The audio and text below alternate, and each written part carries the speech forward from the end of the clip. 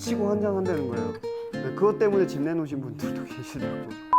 그런데 말이죠, 이 개소리가 네. 사실 어떨 때는 시끄럽기도 하지만 굉장히 이 든든하게 여겨질 때도 있어요.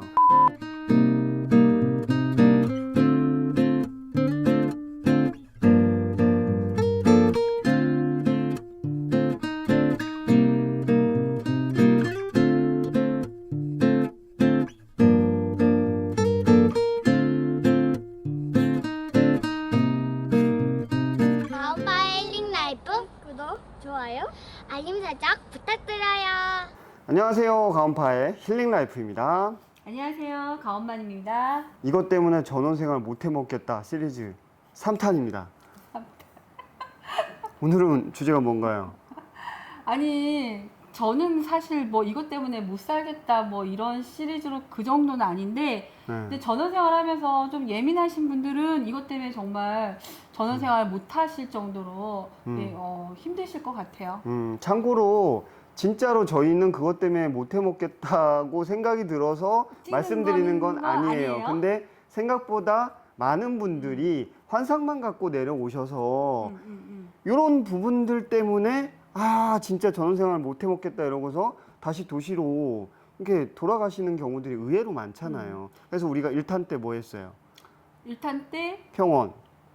그쵸. 2탄 때 2탄 때 공기. 공기 반 소리 반. 그래서 오늘은 소리. 소리. 네.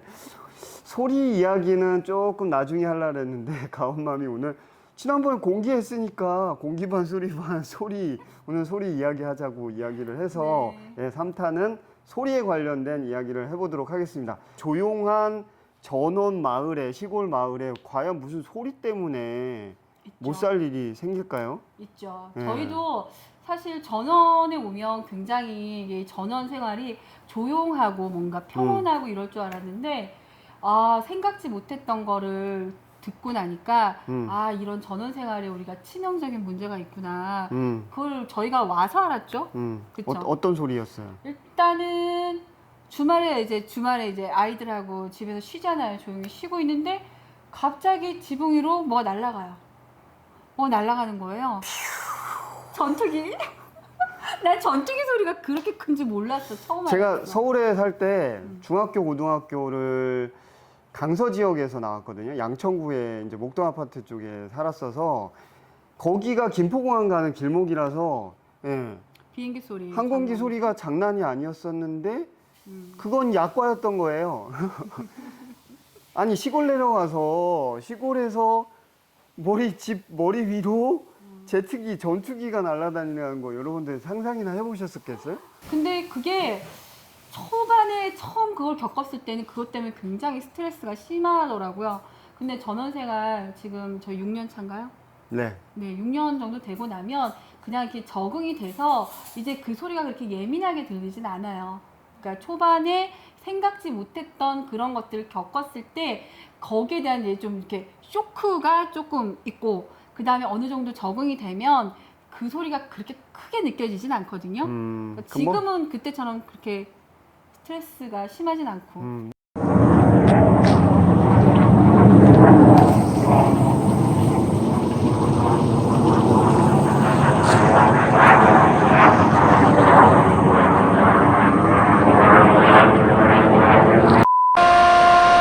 지금 화요일 아침 6시 20분 정도 됐는데 집 바로 뒤에서 우와 대박.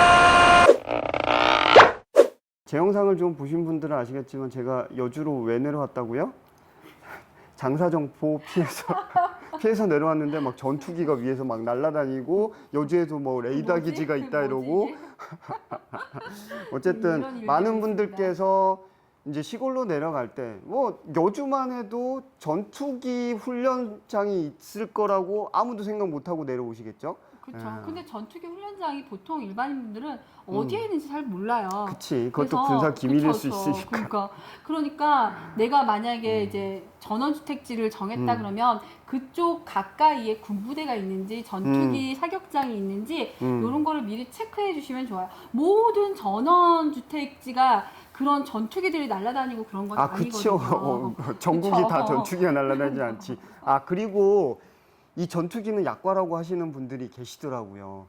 모 섬 근처에 사시는, 그러니까 바다 섬 말고요. 그냥 강섬 근처에 사시는 분들이 이것 때문에 진짜 못 살겠다라고 하시는 분들 계셨는데 뭐냐 하면 헬기 이착륙 훈련을 하는 되게 자주 한다는 거예요. 근데 헬기 소리는 전투기랑은 비교가 할 수 없다고 더 얘기하더라고요. 심한가요, 그건? 일단 소리 크기로만 보면 사실 전투기가 훨씬 더 클 수 있는데 전투기는 확 하고 날아가고 그리고 끝. 확 하고 날아가고 끝. 뭐 이러겠지. 헬기는 워낙 빠르니까. 근데 프로펠러 돌아가는 헬기는 소리가. 계속 천천히 계속 소리를 내면서 훈련을 하잖아.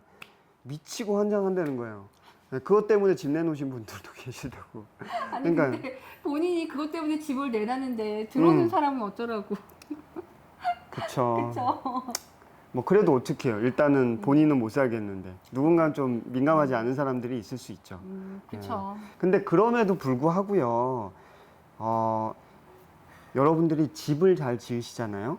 최근에는 단열 규정도 올라가고 그리고 기밀이 잘 되는 창호들도 굉장히 잘 나오기 때문에 시공만 잘 하시면 저희가 16년도에 김포 쪽에 타운하우스를 좀 알아봤었잖아요. 네. 근데 거기에 지인이 있어서 실제로 3층짜리 한 40평 정도 되는 땅콩하우스처럼 되어 있는 목조주택이었잖아. 근데 그때 그 지인이 뭐라고 얘기했냐면 부부싸움을 엄청 심하게 했는데 동네 아무도 몰라. 아무도 몰라. 그리고 바깥에 잘 됐나 봐. 그때 뭐라고 표현됐냐면 바깥에 폭탄이 떨어져도 자기네들 모르고 잘지도 모른다고. 네, 그럴 정도로 16년도 말에 저희가 만났던 그 만족스러운 경량 목조주택의 기밀 단열이 잘 된 거기에 차음, 그러니까 소음이 방음이 잘 되는 것도 저희가 그때 확인했었거든요. 그래서 잘만 지으시면 사실은 이런 문제들이 크게 영향을 미치지 않을 수 있습니다. 잘 지으면 네. 전투기 소리도 안 들리고 부부싸움 소리도 바깥에서 무슨 일이 있었는지 모르고. 이것 때문에 전원생활 못 해먹겠다. 뭐 이 소리 얘기니까 이걸 조금 확대해서 이야기하면 시골은 일단 전반적으로 조용합니다. 그죠? 그쵸. 전반적으로 차 소리 거의 안 들리고 집에 들어오면. 고요. 저희 동네만 해도 굉장히 고요해. 그게 그러니까 서울하고 다르게 응. 서울은 이미 우리가 소음에 많이 노출이 돼 있잖아요. 그치, 기본 노출이. 그러니까 기본 소음이 있는 상태에서 이런 소리를 비교하면 그치. 서울하고는 비교할 게 아니에요. 여긴 너무 조용해서 오히려 전투기 지나가면 그 소리가 너무 더 크게 민감하게 부각이 되는 들릴 수도 거죠. 있고. 그러니까 옆에 차 지나가는 소리도 없이 조용한데 옆집에서 부부싸움을 해. 다 들리는 거지. 아, 쟤네 오늘은 왜 싸우는 거야? 부부싸움 얘기 좀 그만해. 저희가 종종 싸웁니다. 어쨌든 간에 전반적으로 조용하고 고요하기 때문에 다른 소리들이 굉장히 예민하게 잘 들릴 수 있다라는 거예요. 저는 집에 주말에 있거나 집에 있어도 바깥에서 무슨 얘기를 하는지 저는 안 들리던데 이게 좀 사람의 성향이나 아니야, 성향이 아니라 귓밥을 안 파신 거 아니에요? 귓밥을 좀 자주 파시고. 아니 나는 그런 거에 별로 예민하지 않은가 봐. 어쨌든 저는 좀 이렇게 조용하게 컴퓨터로 작업할 일들이 꽤 많기 때문에 그런 것들도 어떨 때는 살짝 스트레스, 신경이 쓰일 때가 있기는 하거든요. 근데 그거보다 사실 지금 이야기하는 것보다 생활 속에서 조금 더 자주 일반적으로 노출될 수 있는 소리들 때문에 피해를 본다고 다시 도시로 가신 분들 계세요. 그쵸. 뭐가 있을까요? 일단은 보통은 전원 생활을 하시는 분들은 이제 아파트 생활을 할 때 하지 못했던 것 중에 하시는 것 중에 하나가 뭐냐면 반려묘들을 키워요. 동물을 애완동물을 키우는데 주로 서울에서는 소형견들을 그쵸. 많이 키우시던 분들이 시골로 내려가면 대형견을 좀 큰 키우시려고 개들을 해요. 키우다 보니까 대형견들이 짖는 소리는 우리가 생각지도 못하게 이게 소리가 굉장히 크거든요. 물론 좀 얌전하고 조용한 대형견도 있지만 좀 한번 짖으면 되게 크게 짖는 그런 대형견들이 있어요.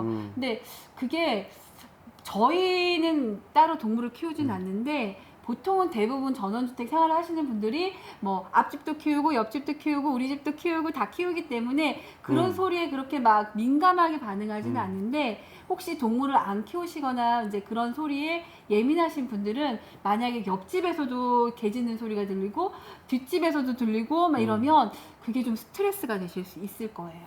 그런데 말이죠, 이 개소리가 네. 사실 어떨 때는 시끄럽기도 하지만 굉장히 이 든든하게 여겨질 때도 있어요. 왜냐하면 우리가 다음에 이것 때문에 전생 못해 먹겠다, 다음 시리즈 중에 하나 주제로 방범, 전원생활 하면 무섭다라고 생각하시는 거, 그 주제 때 조금 더 깊이 다루게 되겠지만, 방범 때문에 이제 대형견을 키우시는 분들이 많으시니까. 주변에 이웃집 여러 군데에서 강아지들이 우리 들어올 때 짖어주면 좀 뭔가 든든한 그런 느낌? 그러면은 다음에 간식 줄 때 우리 집도 잘 좀 지켜달라고 한 번씩 얘기하고.